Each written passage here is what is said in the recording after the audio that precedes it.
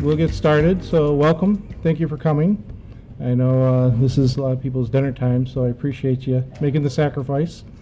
This is our first Meet the Judge Town Hall. Hopefully you'll get as much out of it as we do. Starting off, though, I'd like to introduce, for those who don't know, our magistrate, David Wysick, at the far end, Chief Judge McConnell in the middle, and Judge Cicirelli. So those are our leaders of the court. My name is James Gibbs. I'm the court administrator of the court. Our other administrative staff, Tammy Houghton and Purity Marsh, could not make it tonight, but that's the administrative staff of the 18th District Court. We do have some very special people here. So we have Dawn Moeller. She's one of our security officers. And then also want to recognize some of our city officials, very important people. Emily Baumann, our city council. If I said that right, I'm sorry. Chief Dolly from the Westland Police Department. Michael McNamara from our city prosecutor's office. Paul Motz, there you go, from our youth assistance program. And then, of course, Chief McConnell. Yep.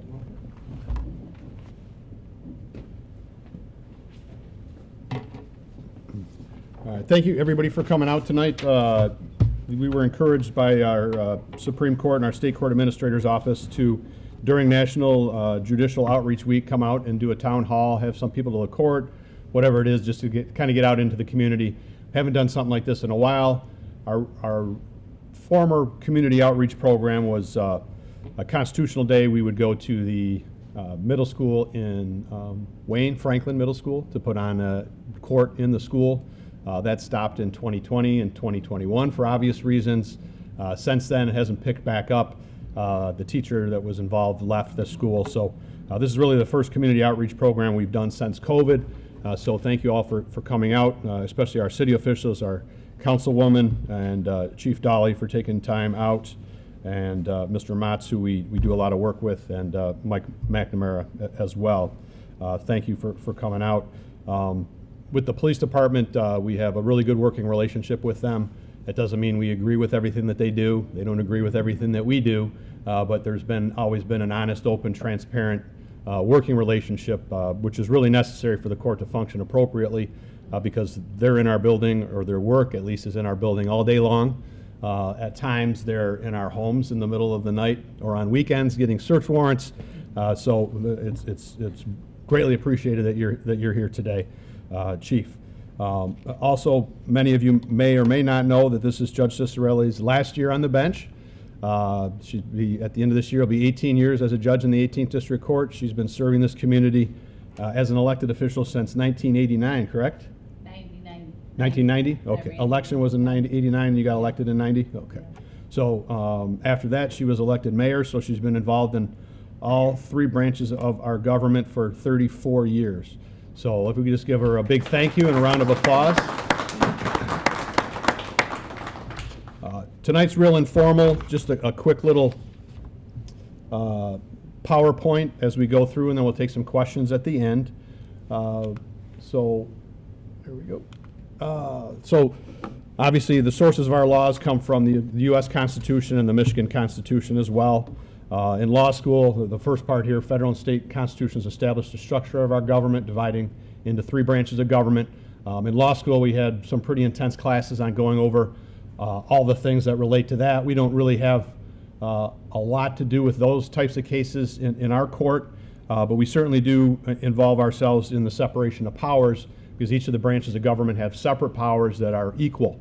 So our check on the executive power is the police department's enforcement of the laws. So we take a look at whether they are accurately enforcing the laws or not. Our check on the legislative branch, the city council, is determining whether the ordinances that they have adopted are constitutional or not. And their power over us is power of the purse, I guess, with the budget and the ordinances that they pass. Something that we do deal a lot with are the Bill of Rights, and that's the first 10 amendments to the United States Constitution. And those, for our purposes, mainly involve the right to counsel, the right to presumption of innocence, the right to a jury, the right to remain silent, correct, Miranda warnings, searches and seizures, and that certainly comes into play quite frequently with requests for search warrants from the police department.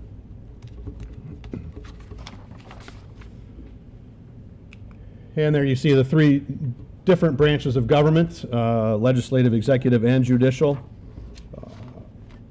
Obviously, we are part of the judicial branch. In Michigan, the Michigan court system is considered to be one court of justice, and each of the three different levels of that. At the lowest level is the trial court level, and that's what we are at the district court. And the circuit court, which is located in Wayne County, is also a trial court. Probate courts are trial courts, and the court of claims are trial courts as well. The decisions made by those courts can be reviewed by higher courts. Our decisions can be reviewed by the Wayne County Circuit Court. Circuit Court opinions are reviewed by the Michigan Court of Appeals, and the Court of Appeals opinions are reviewed by the Michigan Supreme Court. And at that point, we'll turn it over to Judge Cicirelli.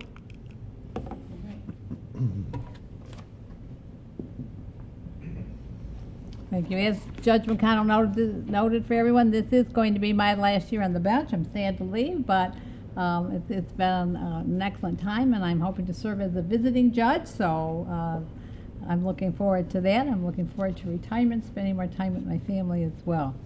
But let's pick up also where the basic functions of the court. And we kind of tried to break it down to make it real simple for everyone. The questions that we asked was it a crime? Was it a misdemeanor, which would certainly be in our district court level? Was it a felony, which starts in the district court? And I think a lot of people don't realize that the serious felony matters do start in the district court, in that we do the first arraignment, set a bond on the individual coming before us, and then we hold first a probable cause conference, and then the person is entitled also to have a preliminary examination where the prosecutor would have to come in and show probable cause to believe that the individual committed the crime, and probable cause that there's sufficient enough evidence. That's not beyond a reasonable doubt like it would be at trial, or even clear and convincing as it is in some courts, but it's just by probable cause. And then if we find that, we bind it over, and then of course that case, the felony cases, continue in the circuit court. The other types of cases we do is money owed.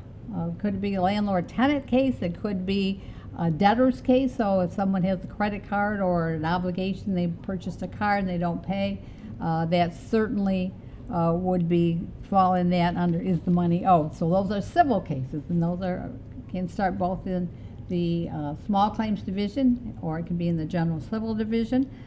Those also include personal injury type matters. If you have a slip and fall, but you're asking for less than $25,000, then that would stay in our district court. If you are asking for more than $25,000, then you go down to the circuit court. And another category that we look at within the court is really involved with family or personal matters. That would be probate cases. So if someone dies and you have to administer their estate, that's in the probate court. We also have a family division in circuit court that deals more with custody type cases, divorce cases, and then the juvenile court division deals with individuals who are under the age of 18 and are charged with some type of a crime, usually a misdemeanor offense, but it could be a felony as well.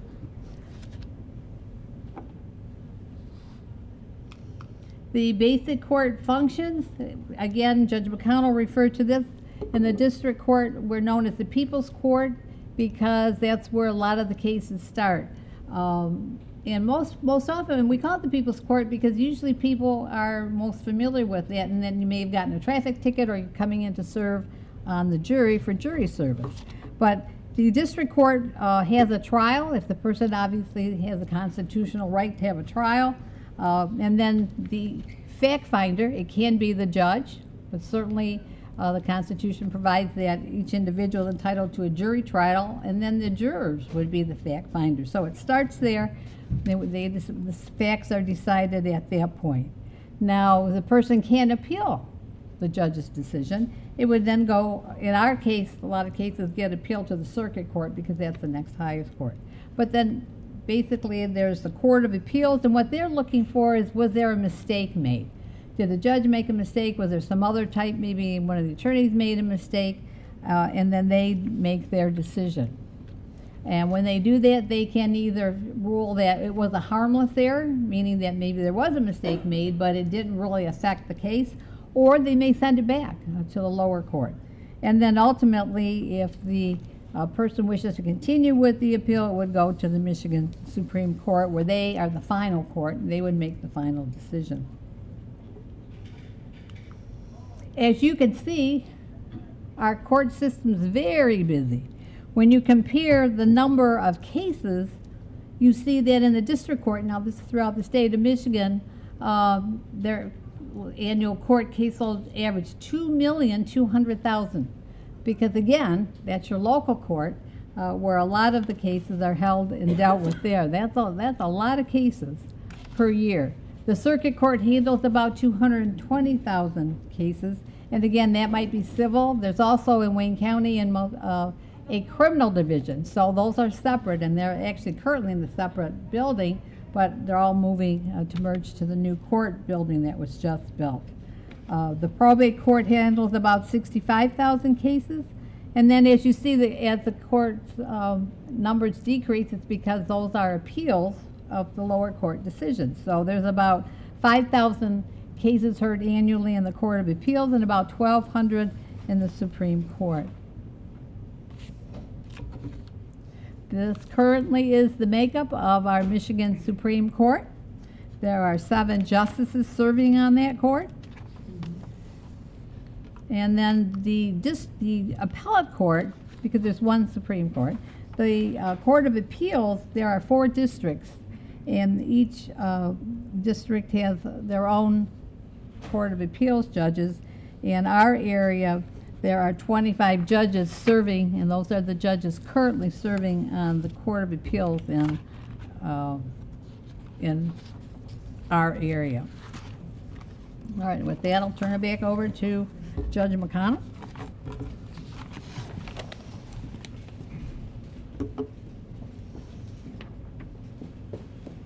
The Michigan Court of Claims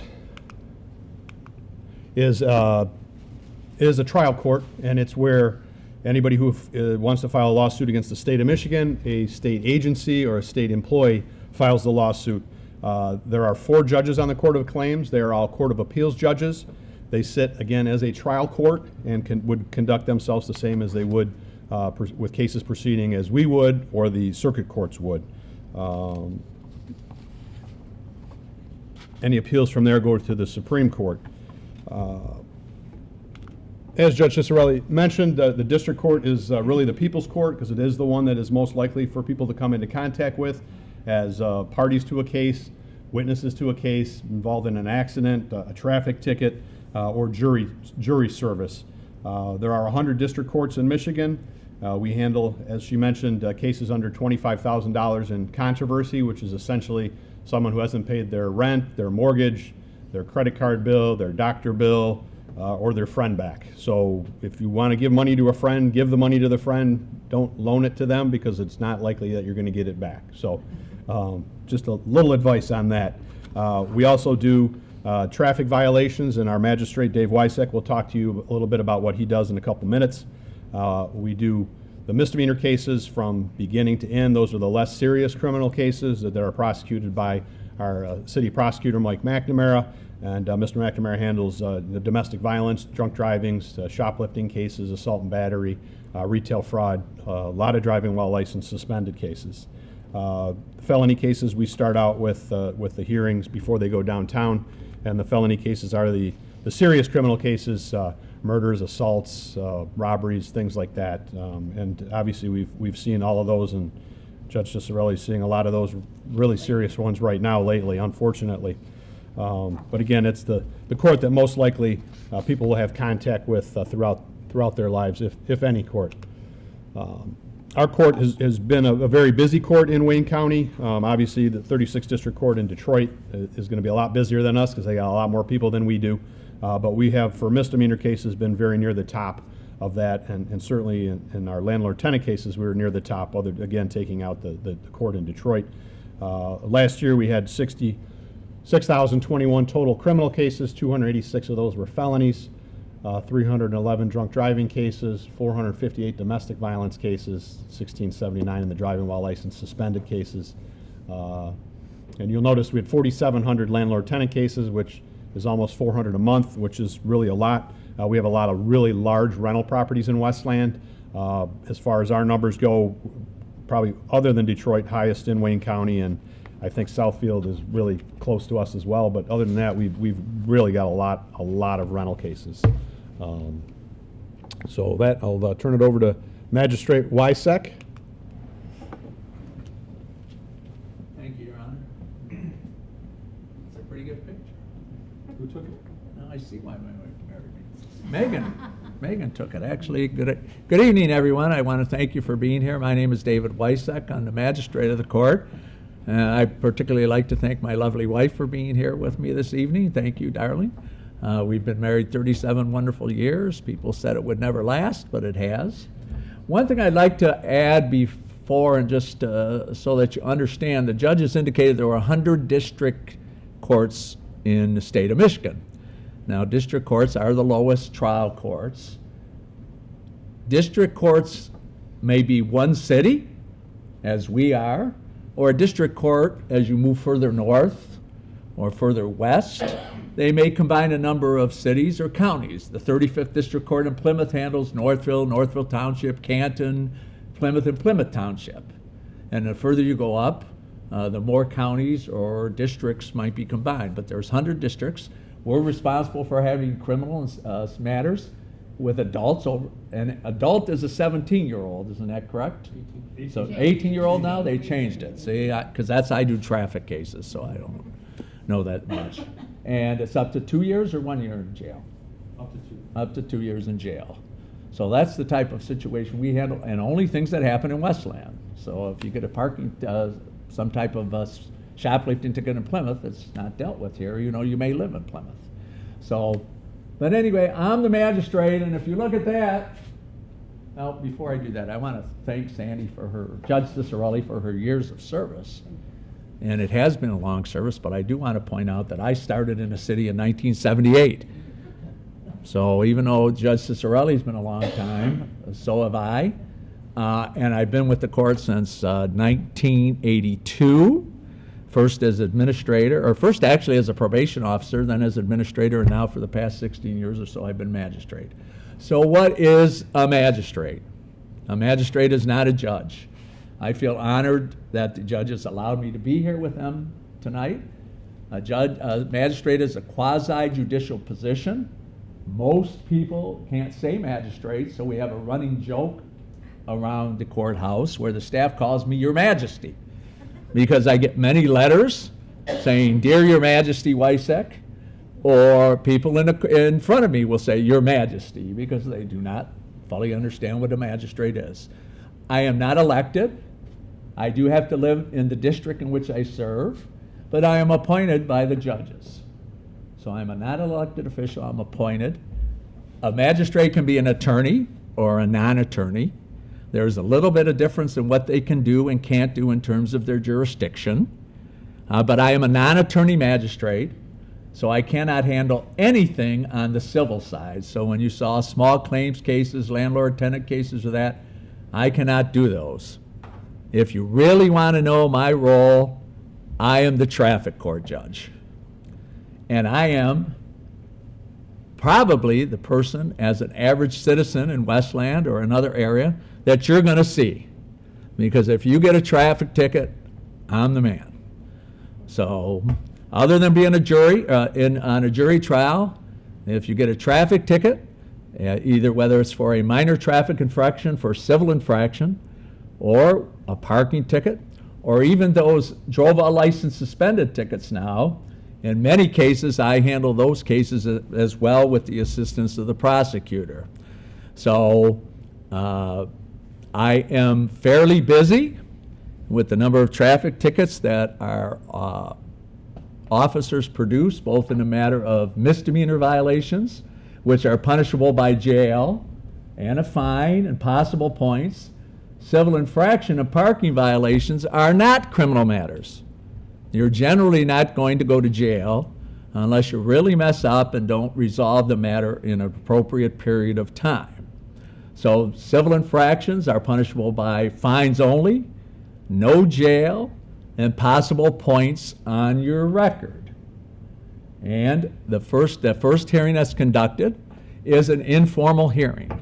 And basically, I conduct many informal hearings on these minor traffic offenses. And I know the judges might not agree with this point, but to me, an informal hearing is one of the most difficult hearings, because most people who commit a drunk driving or larceny or something kind of know that they're in a pickle. But most average citizens who get a traffic ticket did not do it. Okay? I've heard excuses from the snow made me hit the rear of the person's car. I actually had a person tell me the light was not red, it was pink. That's a true story. That was their excuse. So those are difficult because in many cases it is he said, she said, where the officer testifies as to what they saw at the scene of the incident, and then the person tells their side of the story. And then it's the magistrate or my decision to render a decision.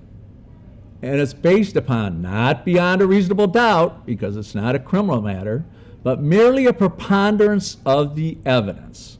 And a preponderance means just over 50%. So the testimony and the evidence presented at that informal hearing must show that you disregarded the stop sign, or that you were speeding, or whatever the alleged violation must be, by a preponderance of the evidence. And sometimes it's difficult because you have very, very different stories of what may have transpired. Now, many times I get people saying, well, I want to see the dash cam, or I want to see the body cam. Well, it's not the court's job to prepare each individual's case. The officer must come to court prepared to present his case to prove by a preponderance that this person ran the stop sign, but it's also the individual's responsibility to prepare their case. So if they want body cam or dash cam or something other than just the testimony of the two parties, they have to file a FOIA request and get that dash cam. And then the court will take a look at any other evidence they wish to produce. Maybe a picture of the intersection where the stop sign is, and maybe it's not placed quite properly, or they believe it wasn't. Or they'll show me pictures of the snow, or whatever the case might be.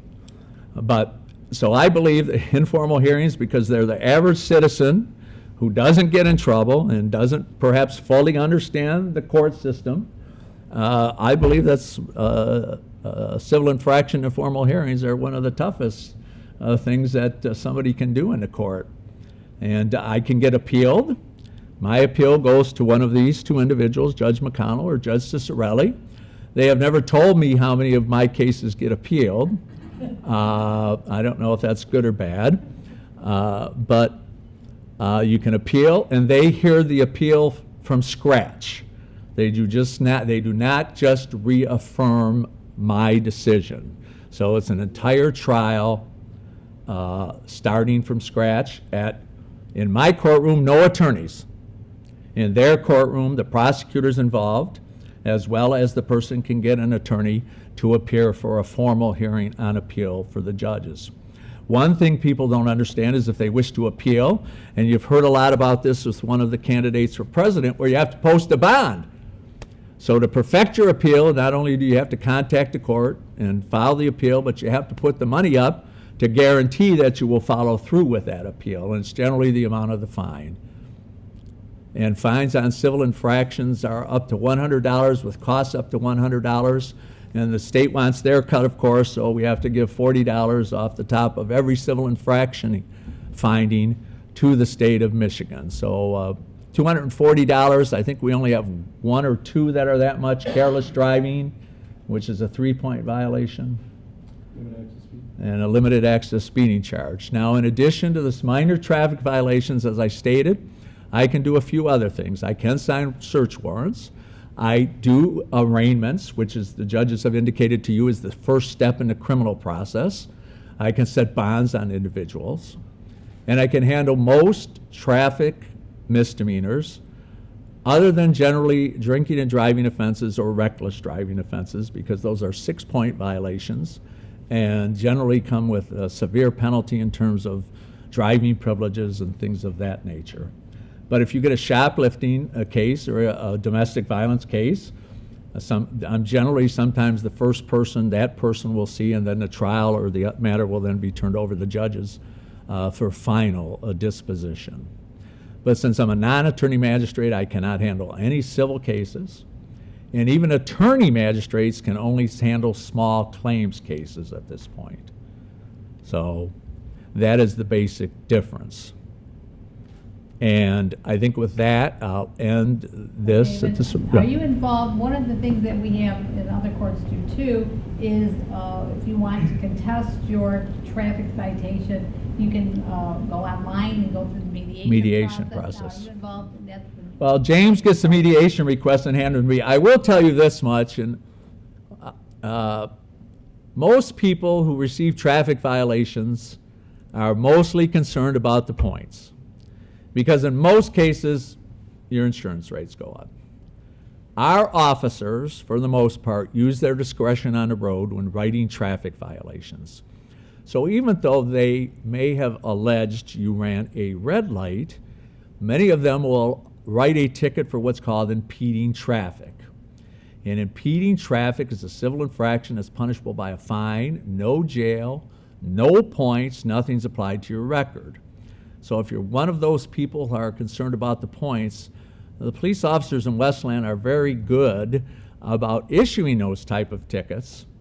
Unfortunately, Chief Dolly, sometimes they're not as clear in their explanation as to what they're doing. So they'll write the impeding and they'll put the warning for the red light or the stop sign, and people think they got 2 tickets and they want to come in and contest it. Well, I don't want to contest the no pointer.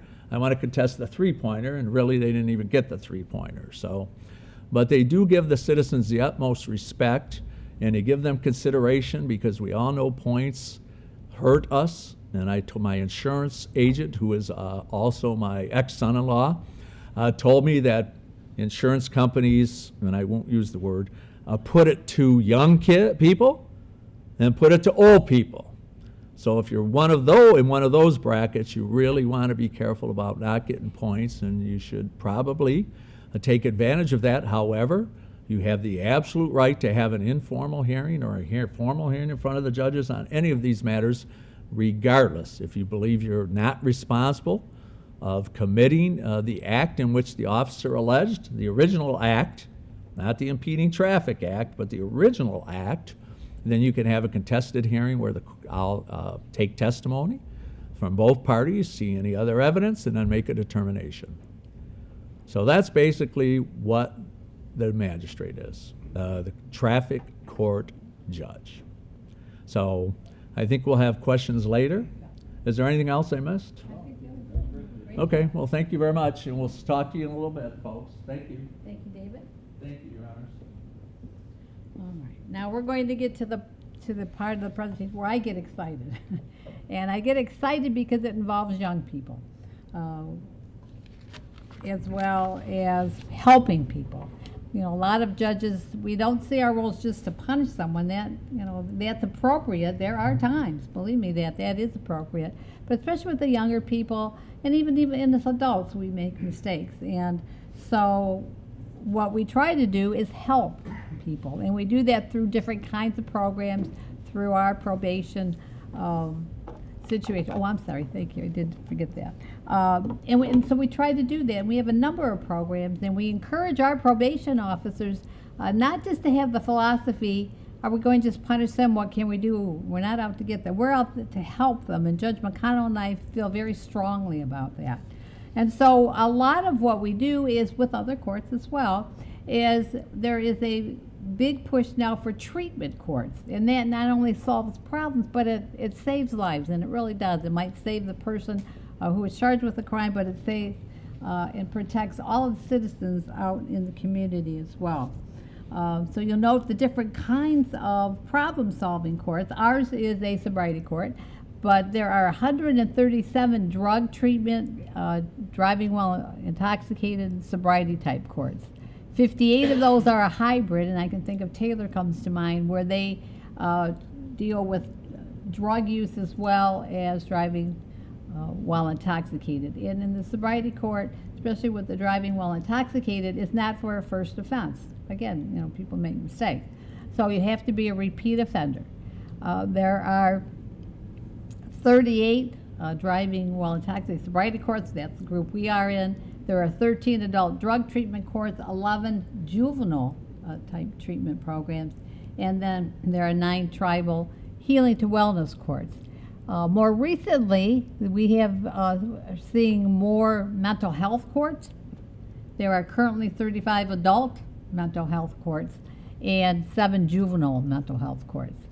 In addition, there are veterans courts, because if you are a veteran, you're entitled to special services, and so those courts really help connect the veterans with all of the resources that are available to them.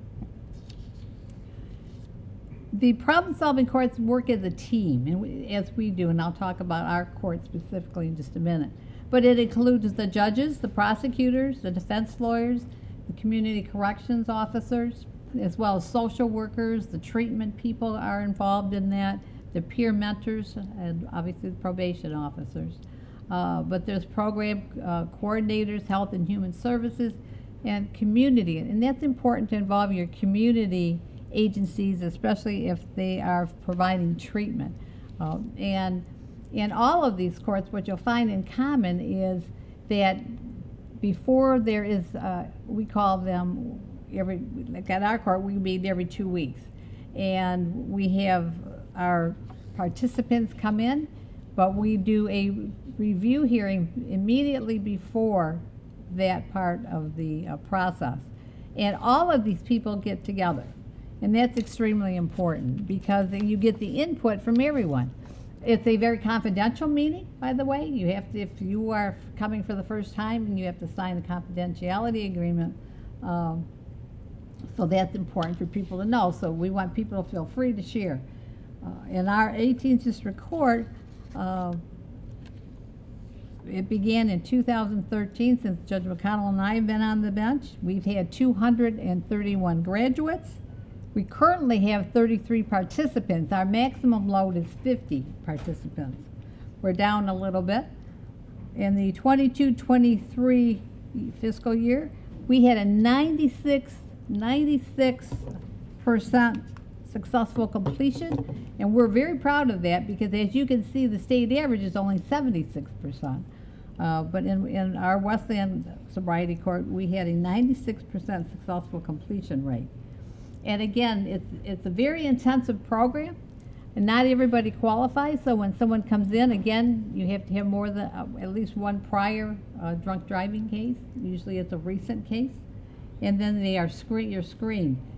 Because other courts in the area have those treatment courts, and because we do have also a home compliance officer, a person who goes out to the home, looks to make sure there's no alcohol in the home, and everybody's doing what they're supposed to do.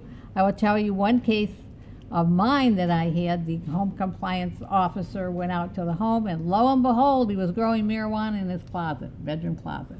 So it's important that we do have that component to our program. What we do, as I mentioned, we meet and have review hearings every 2 weeks, and obviously that will change based upon if there's a holiday that kind of messes up the schedule. But we start with the review meeting, where we have Mr. McNamara as part of our team. He's the prosecutor. We have people from Hagera who treat, from GrowthWorks, who are peer recovery coaches. And those people are extremely important to our program, because they are willing to be kind of like a sponsor, but they go even beyond that. They really help a lot of the participants.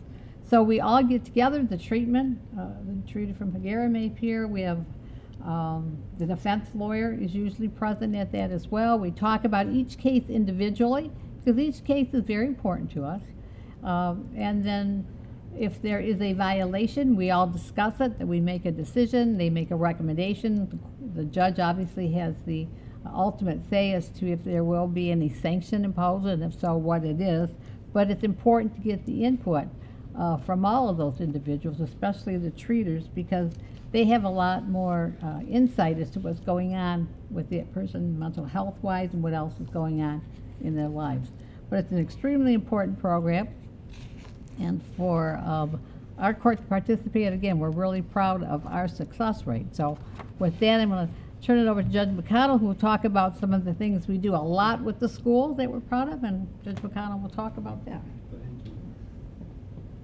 Just kind of following up on the sobriety court, it really is something where I've had a lot of our participants who obviously have been struggling with alcohol issues, tell me, and Judge Cicirelli as well, that we've saved their lives, and they really do mean it. These programs have been around for, I think, about 30 years now. It's an evidence-based program where the things that we do with them as they go through the various phases, the 4 phases of the program, have all been tracked since the beginning of the sobriety court. So they even had it down at one point in time, and they've relaxed this a little bit, that we're supposed to engage each person in court for 3 minutes of conversation. 3 to 5, I think it was. More than that wasn't helpful, less than that wasn't helpful, but they've taken that away. I noticed with some of my participants it was very hard to stay within those parameters. Some wouldn't talk at all, some would talk for 10 minutes. So I'm glad they relaxed that a little bit, but they've got the hours of community service that people provide checked. They have the number of hours that they've spent in AA meetings as a requirement. They have the number of hours that people spend in therapy. And so we have this playbook of 30 years of these statistics on how to get people through the program successfully. And it's not easy for them, and I always tell them at the beginning, it's not easy. You have to be disciplined, you have to be focused. I mean, they have to test 4 or 5 times a day, depending on which phase of the program they are in. We do have portable home devices that they can test on. They have to come in for random drug testing at least weekly. They never know what's going to happen. They know the alcohol testing is happening very regularly, but we do drug screen regularly as well, but not 4 times a day, obviously. It's just a very intensive program, but it's proven to be very successful. And as Judge Cicirelli mentioned, we're very proud of the 96% success rate, 20% more than the state average at this point in time. So it's a really great program. It's a lot of work on our part. It's a lot of work on the participants' part, but gets people to change and break bad habits, make new good habits. So another thing that we're proud to do is participate with, in conjunction with our Westland Youth Assistance. Mr. Motz, you're familiar with that program? I am, sir. Okay, and Mr. Motz does a great job with the youth of our city with a wide variety of programs. And our teen court and our truancy court are 2 ways that we both help each other. So our teen court program is a class at John Glenn High School where we go in 2 Fridays a month, usually when they have the class. Unfortunately, they don't have it this semester. They did have it last semester. But it's a law class at the school. And on those Fridays, we come in. Mr. Motz brings in somebody from Youth Assistance who's in their program, and that counts towards their community service requirements in their program. They have requirements in their program like we do for probation and for sobriety court. People will come in, and the kids will come in. They get the case in advance. So the person that's in the Youth Assistance program has committed a crime or has been in trouble at home, and they'll come in to the teen court, and the students that are in the class are essentially the jury. And they will make a decision on what punishment the young man or the young woman should have for whatever the violation is. They ask questions of the person. They'll ask questions of the youth assistance personnel that are there. They'll ask questions of family members if a parent comes with the child. And again, they make a decision on what happens. And this last semester, we just had a great group of kids. A lot of great questions. We're very mature in everything. There wasn't any making fun of the people that were in trouble. Just a great class. And I think it's a great opportunity for them to learn about the troubles that they can get into, and also to help them with their education as far as an interest in the law. I think it's a real eye-opener for some of the students in that class, too, because they can see, wow, if this is something I do, I engage in, I get a lapse of judgment, this will be the repercussions, and those will be the punishment. So I think it helps those students as well. So. All right, and the thing we started last year is truancy court. Mr. Motz, in his discussions with the school district, learned that there was an issue with truancy that was at a good level. We'll call it a good level at some of the schools. So we started this last year, and it's to deal with the kids aren't getting to class. So we set up where they'll come into the court every 2 months, and the purpose of coming to see us, we don't have any jurisdiction over them. The juvenile court downtown, as part of the circuit court family division, has jurisdiction over them, but we're trying to keep them out of that situation. So we don't want them to have to go to court. So even though they're coming to us, it's kind of help them along, and we have meetings every 2 months to kind of track their progress and see how they're doing. So last year we did it with John Glenn. This year we're doing it with Adams to hopefully get the kids in school, get them any services that they might need through youth assistance, which again does a great job helping out the kids of our community. Let's see. And we've got probate courts. Probate courts are the courts that handle decedents issues, so those are estates and trusts. They also handle issues regarding people that are mentally incapacitated, so there'd be guardianships, that'd be power over a person, and conservatorships, which is power over that person's money, and they also deal with cases involving people with mental disabilities. And circuit courts, there's 57 circuit courts in Michigan.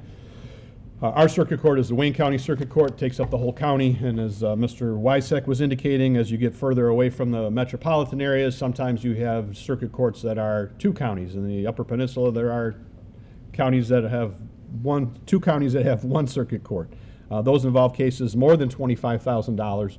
So those are going to be high-end business disputes, personal injury cases, all the ads that you see on television. Those attorneys are looking for those types of cases. They don't want to come see us. They want to go to the circuit courts because they want to have a case that's worth more than $25,000. They handle the felony cases after we're done with them if we bind them over to go downtown for any pleas, trials, or sentencings. We have the family division, which I mentioned earlier, with the juvenile cases that we're trying to keep the kids in truancy court out of, divorce, adoption, custody issues. The front of the court office handles custody and support issues for the circuit court. And with that, I'll hand it back to Judge Cicirelli.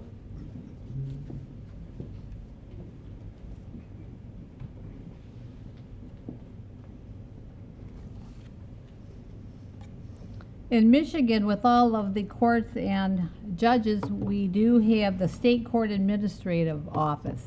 What that is there is one main office that oversees all the courts, but because Michigan is so large and has so many courts, they also have regional courts. So the state's divided up into districts, and you have regional state court administrative offices as well. And our current person is Zanelle Brown, but we're seeing the State Court Administrative Office promoting some additional programs and also helping to provide the courts with resources to make sure that these things are carried out. There is a Michigan Judicial Council that is a volunteer thing, but that one is appointed by the governor. There is a Justice for All Commission, and again, it's made up of a variety of judges and prosecutors and other types of individuals and citizens, so that we can talk about, is justice out there? Is it everyone being treated fairly and equally? So that is another big item that we're all emphasizing and making sure. There now is a commission on diversity, equity, and inclusion in the courts. And Judge McConnell and I are required to get so many hours of training per year, so we can keep up on the latest programs that are available out there and to make sure that we are participating in that. And we have the resources and tools to do that. There's a task force on well-being in the law. That's a relatively new one, and that is to make sure the judges and magistrates and everybody involved in the courts, it's a very stressful job at times, and so they're trying to make sure that they provide seminars or resources for the judges to make sure that they're doing well. Excuse me. The Juvenile Justice Reform Committee, and you may have heard about some of the things they're working on. I know this past year there have been some things in the newspaper about the juvenile court and some of the issues going on there. So they are working currently on some new programs, on some new oversight resources that will be available to make sure that everyone is being treated fairly there and providing the best care and resources to our young people. The Child Protective Legal Representation Task Force is also, and again, people can be, citizens are appointed to that as well as some of the judges and other agencies. But again, there is oversight, so I don't want people to think, oh, the judges are just able to do what they want. There is oversight to make sure, and if it's not being done, then the courts will answer to that and as to why. But I know that in Michigan, our courts are doing really well with that. Excuse me, I'm just going to.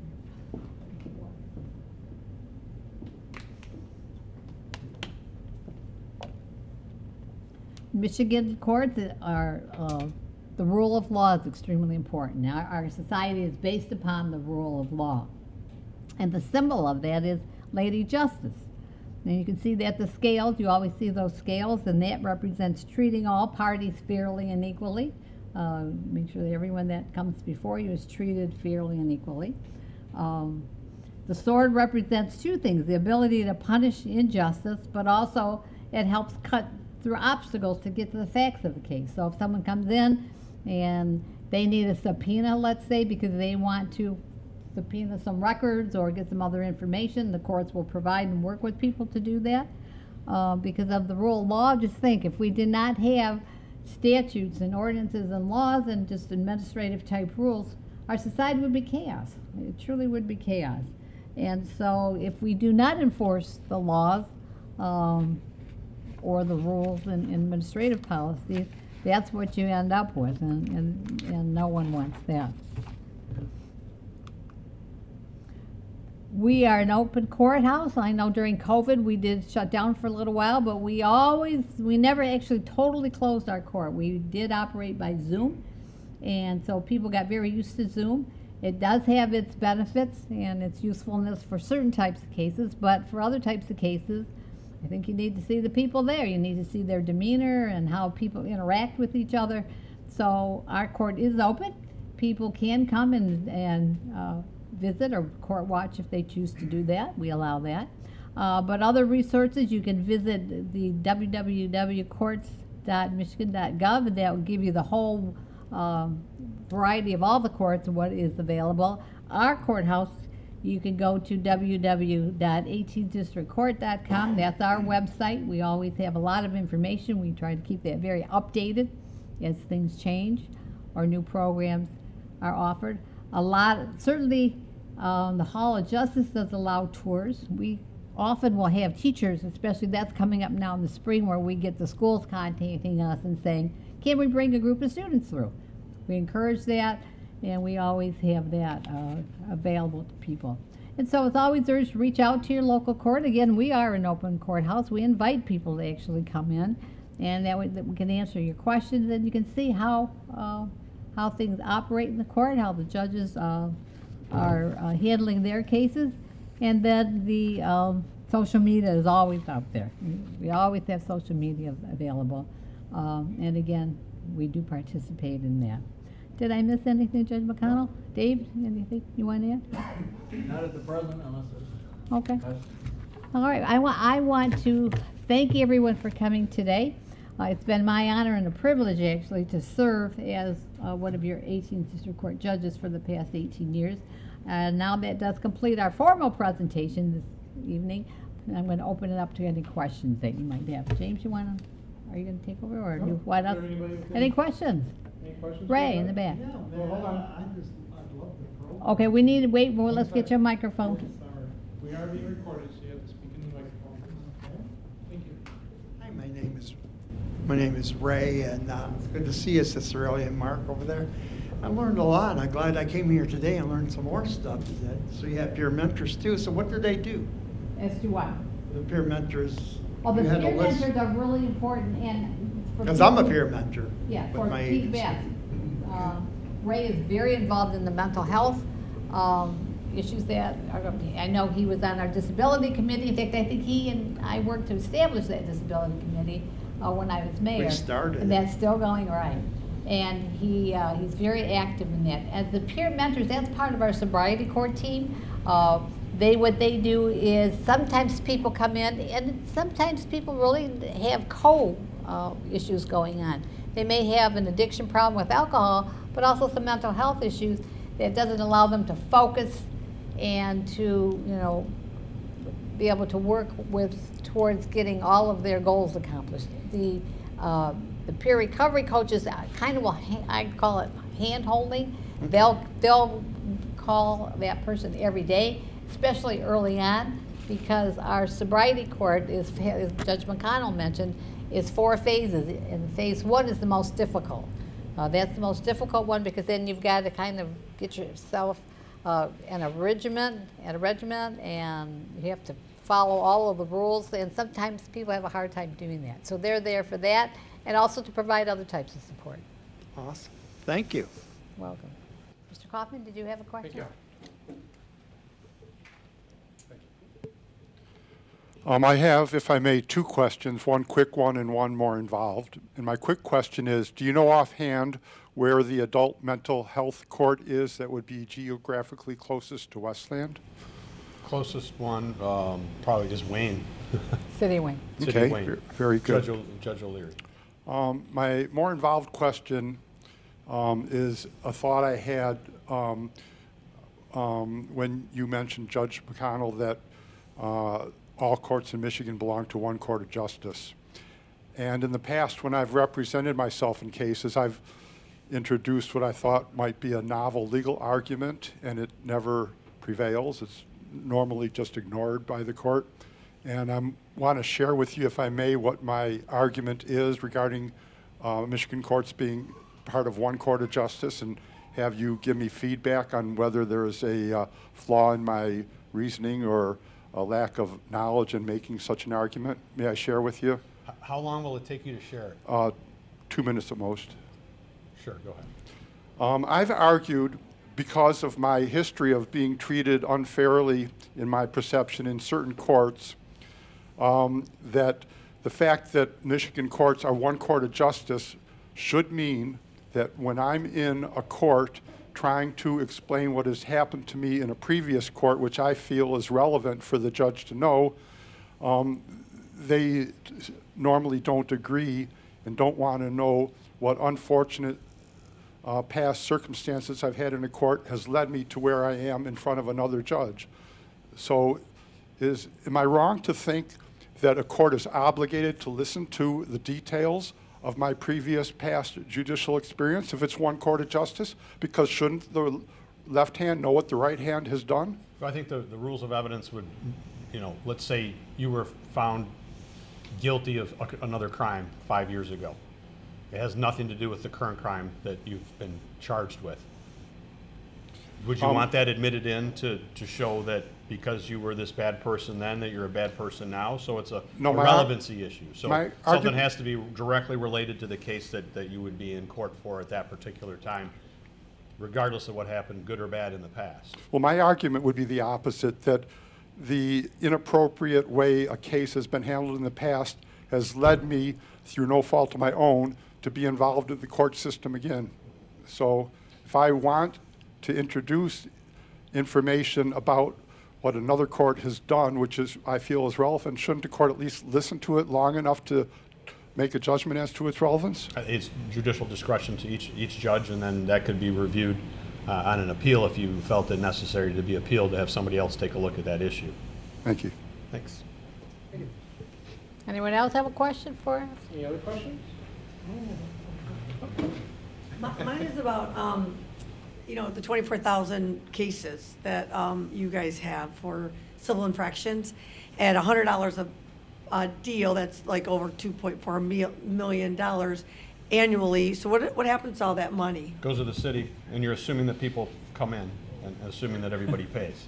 And you're Well, assuming that I would- everybody is responsible to come up with that number, but I just paid mine last week, so I would hope that everybody's paying it.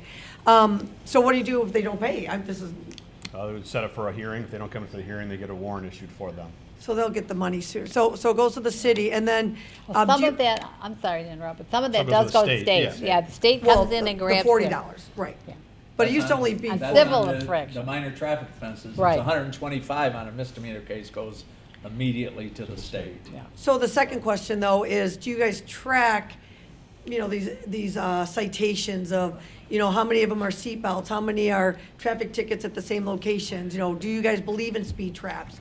Those kind of questions, just because a lot of people are asking for numbers and they want to see it. So do you track the 24,000 cases that every year that you have? Well, now what you have to understand is those cases are filed with the court from the police department. So they track. And the police department tracks them, but we keep track of how many, and we also keep track of the final dispositions of all of them. Okay? Now, many of these minor traffic violations that if I don't see the person, it's because they paid them. If somebody gets an impeding traffic instead of, say, a 4-point speeding ticket, they're more than happy to pay $180 instead of $240 and not get the 4 points. And as I indicated to you, the Westland police are very good in perhaps assisting people and not getting points on their record, because that's a big concern in Michigan. Let's face it, our insurance rates are high. Now, I was administrator previously, and a great portion of the money that is collected by the courts goes back to the city for operation of not only of the court, but of the police department. So, and I know what people think, because I hear it every day, that you're only in it for the money. Now, I will tell you, and I'm sorry there's nobody that's been here in front of me lately, but it's not just about the money, at least in my mind. It's about dispensing justice. And Judge Bocas, who was Judge McConnell's predecessor, when I first took this job, and said, Dave, it's not about the money, it's about dispensing justice. So in many cases, say you don't pay that ticket on time, okay? We charge late fees, and by the time I may see you on a show cause hearing, as the judge said, the ticket of $180 for impeding traffic is up to $293. If you come in on a show cause, I'll say, hey, let's start from scratch. I'll give you one chance to pay the $180. And if you do, that's great. So it is not just about the money. I guess I just want to thank you for all that. I was just really wanting to know, are you tracking the different types of tickets and, and based on the ordinances that are written? Just because sometimes we would like to redress our government about certain things, and we would just like to be able to have the numbers. So it's just a matter of being proactively active with our government and looking at the different statutes and ordinances. And I'm sorry I went into too extensive of an answer for you, but James will tell you, and I'll tell you as the past administrator, we do provide caseload data to the Supreme Court, which I believe is available on their website, that shows all the various different types of cases that were filed. As you saw there, they won't tell you how many speeding tickets were written at a specific location or how many stop sign tickets were written at a specific location. That is the responsibility of the police department, not of the court. Thank you. But I would once again like to go back to the one issue that, can I go back to one of these? Can you see this last one here? There can be no rule of law. There can be no rule of law in society if laws are not enforced. And a lot of times I hear it's just a stop sign ticket or it's just a speeding ticket, But if we did not have the officers, and Chief Dolly explained to me a little bit when we were talking that he gets criticized on social media and a lot for our officers being maybe too aggressive. And I want to tell you, if you look at that, if you don't have traffic enforcement, you have chaos. Have you ever been to a major intersection, say Ford and Wayne, when the lights aren't working? You got four-way stops. How many times do you wait 5 or 6 minutes because everybody's crisscrossing in every direction? And that's just one example of what would happen if we didn't enforce our traffic laws. And if we don't enforce our traffic laws as well, we get accidents. People get hurt. But People on get behalf of killed. the people, though, the people do stop and they do They are, Oh. we are a very great society There are, in there. Westland. We have a great that society. We of have a people. great group of Right. people. I That do will not stuff. dispute that. Right, and so I just, again, my But- frustration is just being able to redress Okay. something that. The only might thing be- we can tell you is by case type. So like you saw some of the statistics, the 13, we did know 1,300 drove while license suspended and 300 and some domestic violence cases. But the civil infractions, which was the biggest part, are not broken down by impedings, by stop signs, by red lights, by speed. Unless we get Emily to write an ordinance to make So- her do it right. Now, I did No, want to thank you so point much. one other thing out that I didn't address. Now, in the legislature in Michigan has passed some civil infractions that are also under my jurisdictions that are non-traffic. So your new marijuana laws, for instance, are now ordinance non-traffic civil infractions. So if it's under certain percentages in that, you can't go to jail for a civil infraction. So on some of the marijuana charges, some of the minor gun charges are now ordinance non-traffic civil infractions or state non-traffic civil infractions. So I wanted to point out that too, that is under this court's jurisdiction. And I also wanted to point one other thing. Other than informal hearings and perhaps small claims cases, everything is recorded. We are a court of record.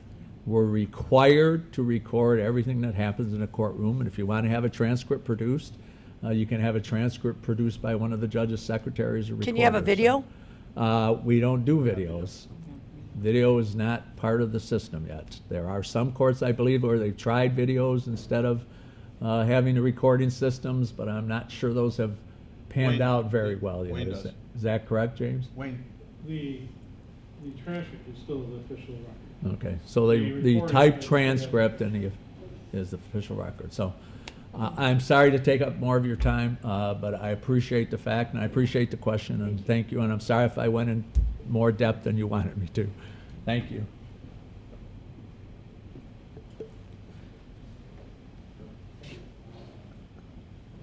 thanks for doing these kind of meetings, because this is how we can progress to get to a better area as far as being in court or for insurance purposes. I guess I'm the lucky guy that has been driving for 50 years and have never had an insurance claim. So I'm looking to reduce what I got to pay out in insurance still, and wondering why we can't go to whatever the actual infraction is, that is the ticket that you get. And then if it shakes out as far as the insurance industry figuring out, okay, where these people have to be that have more infractions or points, that's what they're going to pay the appropriate adjustment of higher insurance rates than me. So, and it seems like that would be a lot easier as far as the burden on the courts to have to, what was your nickname? Your master, the master, to meet with the master and then go in front of the court and the judges thereafter to win a case that actually started at the curb, I say. That, that the officer, I don't like that technique of you gotta give the break of the points right then and there, and right away that person's already, okay, I got away with it. And so I'm just saying, maybe it seems like there's meetings that come up that you guys can actually appropriately bring this up, and maybe that's a better discussion, and you got to bring the insurance industry into it. I don't know how much I've The paid. insurance agency, the insurance has a strong lobby. I will tell you that. And I think we, the now people, if should you be the get stronger something less than 3 points, they're not supposed to use it against you. Isn't that correct? In fact, if you get a conviction for something less than 3 points, you can actually go online and take a course and have the points removed. And the insurance company is not supposed to use it against you. The conviction remains on your record. So the insurance company still knows about it, but the law states they're not supposed to use that conviction in raising your rates. But I, for the life of me, cannot figure out, even though I said my ex-son-in-law is my insurance agent, how the heck they figure out my insurance rates, because I just think I'm paying. My wife and I are a little bit older.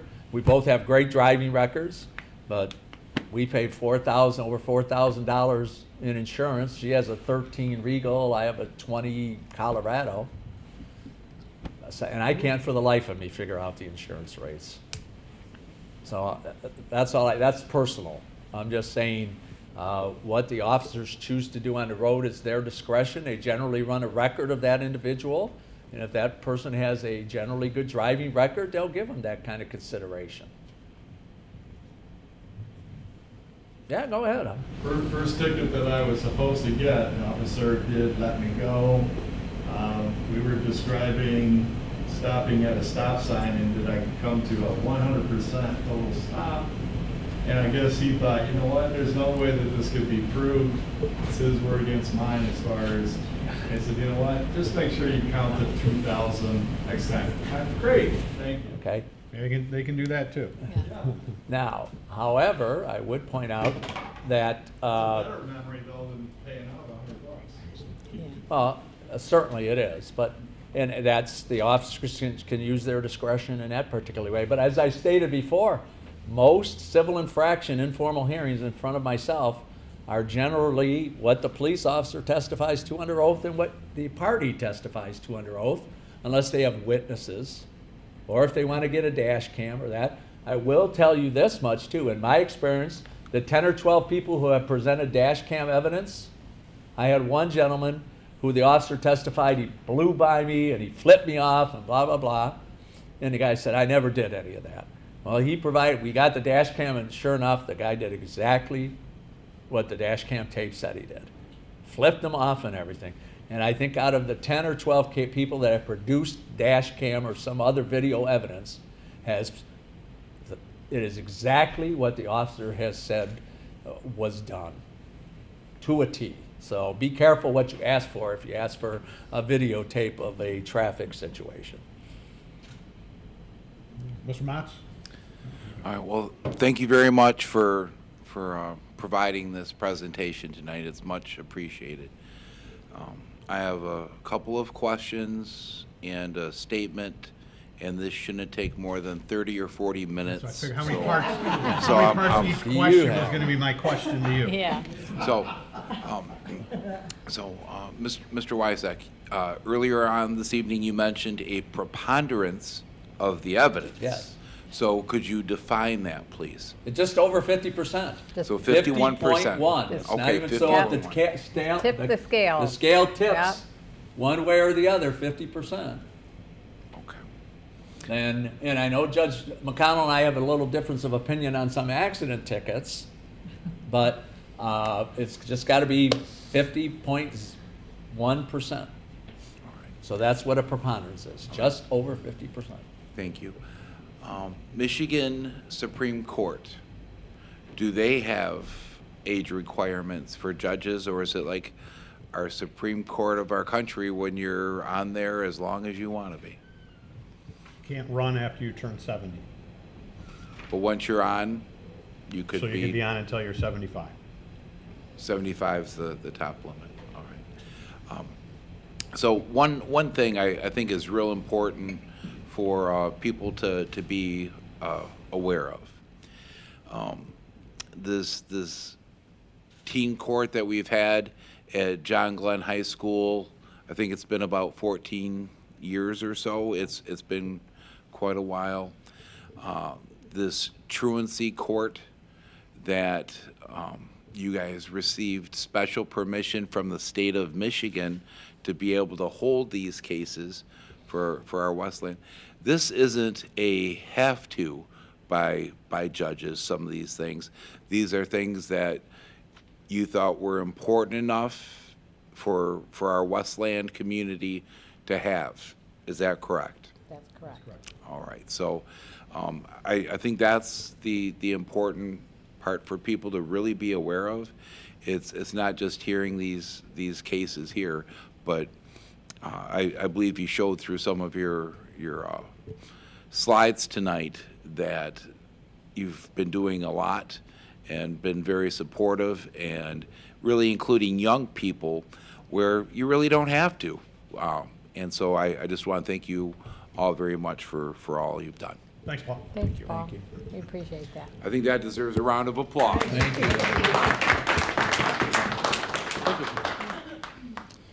Anybody else? All right, well, thank you, everybody, for coming out. Yes. We greatly appreciate it. A good opportunity for us to talk a little bit about our court and our court system, so thank you for the opportunity. And thank WLND for recording this. Yes. I hope people watch it on TV. And particularly they're under duress because their leader recently passed away, Mr. Craig Welcomeback, and we very sorry for, it was a great loss to this community. Mr. Welcomeback served this community for over 25 years in the, I'll call it the Public Relations Department. He was an outstanding individual, both as a friend to myself and my wife, as well as an outstanding employee, and he'll be sorely missed. And I thank WLND to be here tonight under these circumstances. So thank you both very much. Thank you. Thank you. Good night. Good night, everyone. Drive safely. Grab some drinks and snacks in the back.